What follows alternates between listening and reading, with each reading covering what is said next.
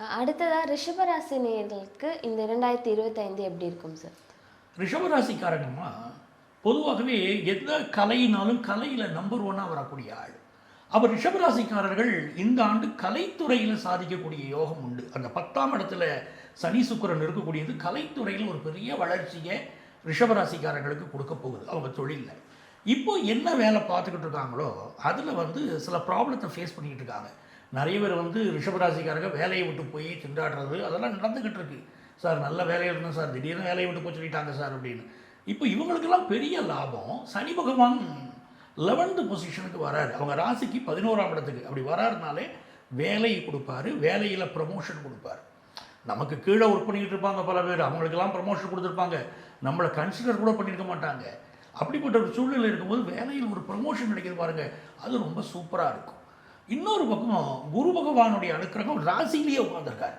அப்போ பிள்ளைகள் வாழ்க்கையில் இந்த ஆண்டு ஏற்கனவே முன்னேற்றம் ஏற்பட ஆரம்பிச்சிருக்கோம். 2024லேயே அவங்க ஒரு பெட்டரான ஸ்டேஜை பிள்ளைகள் வாழ்க்கையில் பார்த்துருப்பாங்க. அவங்க மகளுக்கு கல்யாணமோ மகனுக்கு வேலை இந்த மாதிரி நல்ல விஷயங்களெல்லாம் ஃபேமிலியில் நடக்க ஆரம்பிச்சிருக்கோம்.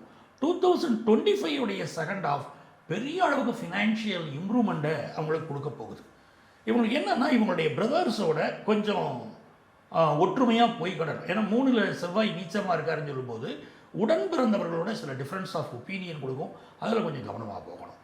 என்ன பெரிய லாபம் கேட்டிங்கன்னா பூமி லாபம் உண்டு. இந்த பழைய சொத்து இருக்கும், அப்பா வாங்கி வச்சுருப்பார், தாத்தா வாங்கி வச்சுருப்பார், அந்த சொத்துக்களை விற்க முடியாமல் இருந்திருக்கும். இந்த வருஷம் அந்த சொத்துக்களை விற்க முடியும். அப்போ பழைய சொத்துக்களை விற்றுக்கிட்டு புது சொத்து வாங்கக்கூடிய யோகம் இவங்களுக்கு கூடி வந்துடுது.